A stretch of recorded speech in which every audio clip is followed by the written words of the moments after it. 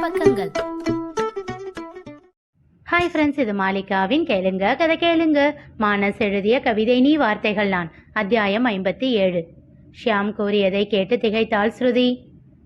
இன்னும் கல்யாணம் முடிய 8 மாசம் இருக்கு. அதுக்குள்ள எதையும் கெடுத்து வச்சிடாதீங்க. இனி கல்யாணம் ஆகிற வரைக்கும் அங்க போகாம இருக்கிறது நல்லது சொல்லிவிட்டு அவன் சென்று விட சிலையாக உறைந்து நின்றாள் ஸ்ருதி. வேகமாக அறைக்குள் சென்று கதவை மூடிக்கொண்டவள் அவசரமாக அஸ்வினை அழைத்தாள். அச்சு, எங்க அண்ணனுக்கு உங்க மாமா யாருன்னு தெரிஞ்சிருக்கு. புன்னகைத்தான் அஸ்வின். நான் தான் அப்போவே சொன்னேன்ல, உன் அண்ணன் கண்டுபிடிச்சிடுவாருன்னு. எப்படி அச்சு என்றாள் ஆச்சரியமாக. எனக்கு அஸ்வின் வேண்டாம் அப்படின்னு நீ அன்னைக்கு சொன்னப்போ எல்லாரும் அதிர்ச்சியா பார்த்தாங்க. ஆனா ஷியாம் மட்டும்தான் ஸ்ருதி என்ன பேசுற அப்படின்னு அதட்டுனாரு. அவருக்கு என்ன பிடிக்கும்? மாமாவை பிடிக்கும். உன்னை எனக்கு கல்யாணம் பண்ணி கொடுக்கறதுல அவருக்கு விருப்பம்தான். அதனாலதான் எப்படியும் விஷயம் தெரிஞ்சாலும் உங்க அப்பா கிட்ட மறைச்சிடுவாருன்னு கெஸ் பண்ணேன். ஷியாம் கோரியதை தெரிவித்து விட்டு அழைப்பை துண்டித்தாள் ஸ்ருதி. என்ன ஆச்சு அச்சு என்று அவன் அருகில் வந்து அமர்ந்து கேட்டார் வைதேகி. அவரையே உற்று பார்த்தான் அஸ்வின். எதுக்கு அப்படி பார்க்குற என்று அவன் கன்னம் தட்டி கேட்டார். உங்க மருமக அடுத்து என்ன பிளான் போட்டு கொடுத்துருக்கா? புன்னகையோடு அவன் கேட்க இருவரும் அவனை அதிர்ச்சியாக பார்த்தனர். சங்கவியும் மங்கையும் தத்தம் கணவர் பிள்ளைகளோடு ஸ்ருதியின் வீட்டிலிருந்து அப்படியே நேராக தங்கள் வீட்டிற்கு கிளம்பிவிட்டனர். முருகேசன் வைதேகி இருவர் மட்டுமே அஸ்வினின் வீட்டில் இருந்தனர். அஸ்வின் கோரியதை கேட்டு இருவரும் ஒருவர் முகத்தை ஒருவர் பார்த்து கொள்ள அப்போது அழைப்பு மணி ஒலித்தது. அர்த்தமாக அவன் இருவரையும் பார்த்துவிட்டு, போங்க போய் கதவை திறங்க, உங்க கூட சேர்ந்து டிராமா பண்ண இன்னும் 2 பேர் வந்திருக்கானுங்க என்றான். முருகேசன் சென்று கதவை திறக்க அங்கே இந்தரும் கபிலனும் நின்றிருந்தனர். அவர்களை கண்டு இன்னும் திகைத்தார் அவர். எப்படி எல்லாவற்றையும் கண்டுபிடித்தான் என்ற யோசனையோடு அவர்களை பார்க்க அவர்கள் அவரை தாண்டி உள்ளே நுழைந்தனர். என்னாச்சு, வர சொன்ன? என்கேஜ்மெண்ட் ஆனதுக்கு ட்ரீட் வைக்க போறியா? ஆமா ட்ரீட்டு தான், உட்காருங்க என்றான் அஸ்வின். மூக்கை இழுத்து வாசம் பிடித்த கபிலன், என்ன ட்ரீட், என்ன வாசனை எதுவும் வரல என்றான். டேய், அவங்க ஸ்ருதி வீட்டில் தானே சாப்பிட்டு வந்திருப்பாங்க என்று யோசனையோடு அஸ்வினை பார்த்தான் இந்தர். பரவாயில்லடா, இவனை விட நீ கொஞ்சம் புத்திசாலின்னு அப்பப்போ ப்ரூவ் பண்ற என்றான் அஸ்வின் அக்கலாக. கபிலன் அஸ்வினை முறைக்க இந்தர் முருகேசனை பார்த்தான். அவர் பார்த்த பார்வையில் புரிந்து கொண்டான் இந்தர்.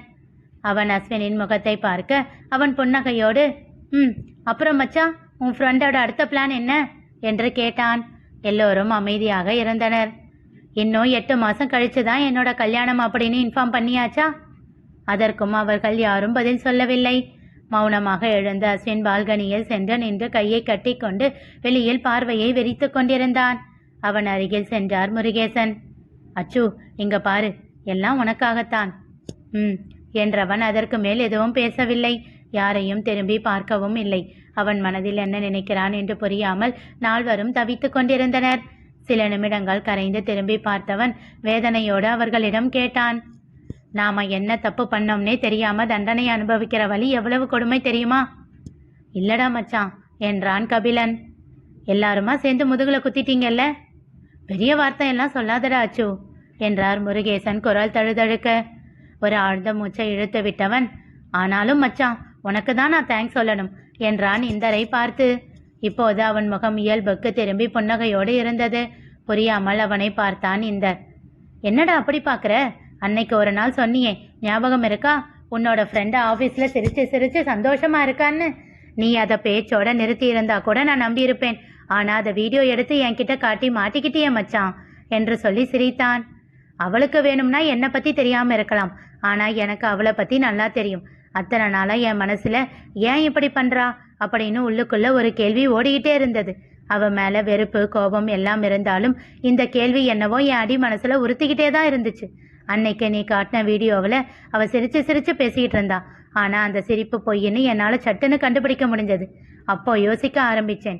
ஆனாலும் எதுக்காகன்னு புரியாமல் தவிச்சுக்கிட்டு இருந்த நேரத்தில் தான் ஸ்ருதி என் முன்னாடி வந்தா. நாங்கள் பிரிஞ்சு 2 வருஷம் ஆச்சு.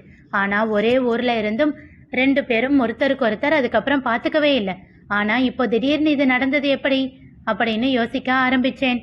அப்போ புரிஞ்சது, அத்தனை ரெஸ்டாரண்ட் தள்ளி அந்த பர்டிகுலர் ரெஸ்டாரண்ட்டுக்கு நீ ஏன் கூட்டிகிட்டு போனேன்னு. ஸ்ருதியோட ஃப்ரெண்ட்ஸ் எல்லாருக்கும் மாமாவை நல்லா தெரியும். ஸோ அவங்க கிட்டையும் உங்கள் சோ கால்ட் ஃப்ரெண்ட் அவங்க வேலையை பார்த்துருக்காங்க, கரெக்டா? யாரும் பதில் சொல்லவில்லை. அட, கேட்கறதுக்கு ஆமாவா இல்லையான்னு சொல்லுங்கப்பா, அப்போதானே எனக்கு எனர்ஜியா இருக்கும். பரவாயில்லையே, நாமளும் எல்லாத்தையும் கரெக்டா தான் கண்டுபிடிச்சிருக்கோம் அப்படின்னு என்ன நானே பாராட்டிக்குவேன்ல என்றான் சிரிப்போடு. அவன் இந்தரையே பார்க்க அவன் ஆமாம் என்பதைப் போல் தலையசைத்தான். அப்புறம் அடுத்தது சொல்லவா என்றவன் முருகேசனை பார்த்தான். அன்னைக்கு இங்க வந்து என்ன பார்த்துட்டு நீங்க மாமா வீட்டுக்கு போகவே இல்லை, இந்தர் வீட்டுல தானே இருந்தீங்க, கரெக்டா? திகைப்பாக அவனை பார்த்தார். என்ன அப்படி பாக்குறீங்க? எப்படி கண்டுபிடிச்சேன்னா, இவனும் உங்க மருமகளும் ஒரே ப்ராஜெக்ட்ல தான் வேலை செய்யறாங்க. இவன் மட்டும் ஆபீஸ்ல இருக்க, அவ மட்டும் வீட்டுல இருந்தாலாம். நீங்க மாமாவுக்கு போன் பண்ண அவ போனை எடுத்தாலாம். அங்க மாட்டுனீங்க நீங்க என்று சொல்லி சிரித்தான். இந்த அபார்ட்மெண்ட் செக்ரட்டரி கிட்ட விசாரிச்சேன். இந்த வீட்டுக்கு அட்வான்ஸ் கொடுக்க உங்க மருமக எக்கச்சக்கமா செலவு பண்ணியிருக்கா போல என்று எல்லலாக கேட்டான்.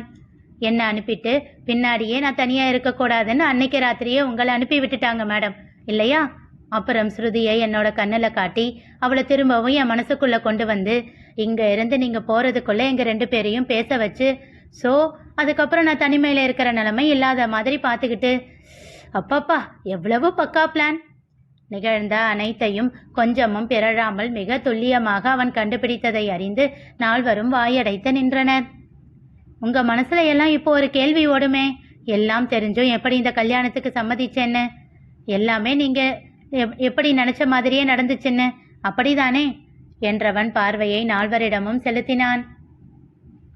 மெதுவாக வைதேகி அருகில் சென்று அமர்ந்தவன் அவர் கையை எடுத்து தன் கைகளுக்குள் வைத்து கொண்டான். உங்களுக்கு தெரியாத அத்தை, அன்னைக்கு திருவள்ளூர்ல அவங்க வீட்டுல வச்சு அவளுக்கு வாக்கு கொடுத்தேன். அவ ஆசைப்பட்டது எல்லாத்தையும் நான் நிறைவேற்றுவேன் அப்படின்னு.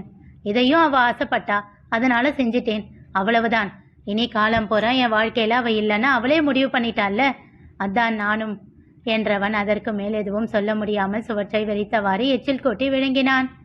இல்லாச்சு, உனக்காகத்தான் வைதேகி தயக்கமாக கூற அவரை எரிக்கும் பார்வை பார்த்தான் அஸ்வின். அத்தை, இனி சாகுற வரைக்கும் அவ முகத்தை கூட நான் பார்க்க மாட்டேன்.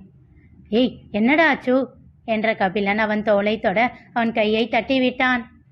அவ மேல அவ்வளவு பாசம் வச்சிருந்தேன், என் கூட பிறந்தவளா தானே அவளை பார்த்தேன். என்ன வேண்டாம்னு நினைச்சிட்டால, என்னால தாங்கவே முடியல. வேகமாக அறைக்குள் சென்று கதவை மூடிக்கொண்டவன் கட்டிலில் படுத்து கண்களை இறுக மூடிக்கொண்டான். எவ்வளவு முயற்சித்து முடியாமல் அவன் கண்ணீர் தடையை தாண்டி வெளியில் வர ஆரம்பித்து விட்டிருந்தது. அங்கே கோபியின் வீட்டில் ரிதன்யாவும் ஊன் உறக்கம் மறந்து தவித்துக் கொண்டிருந்தாள். கோபி எப்படியோ அவளை கெஞ்சி சமாதானம் செய்து உணவை ஊட்டிவிட்டான். தன் மார்பில் தாங்கி அவளை உறங்க வைக்க முயற்சி செய்ய, ஆனால் அவன் முயற்சி மொத்தமும் வீணாக போனது. அதன் பிறகு எப்போதும் போல அஸ்வின் தன் வருத்தங்களை எல்லாம் மனதிற்குள்ளேயே வைத்துக்கொண்டு புன்னகையோடு வலம் வந்து கொண்டிருந்தான். தான் செய்தது எல்லாம் திட்டம் என்று அஸ்வின் கண்டுபிடித்து விட்டான் என்பதை எப்போது தெரிந்து கொண்டாலோ அதன் பிறகு அவனை நேரில் பார்க்க தயங்கி வேலையை ஒர்க் ஃப்ரம் ஹோமாக மாற்றிக்கொண்டாள் ரிதன்யா. அதனால் இருவருக்கும் சந்திக்கும் வாய்ப்பே கிடைக்கவில்லை. கொஞ்சம் கொஞ்சமாக தன்னைத்தானே தேற்றிக்கொண்டு அதிலிருந்து வெளியில் வர அஸ்வின் முயற்சித்து கொண்டிருக்க, அவனை இன்னும் சோதிக்கவென்றே அத்தனை வருடங்கள் கழித்து வந்து நின்றாள் ஓடிப்போன அவன் அக்கா அஞ்சலி. இனி நிகழப்போவது என்ன தெரிந்து கொள்ள தொடர்ந்து கேளுங்க, கதை கேளுங்க. மீண்டும் சந்திப்போம்.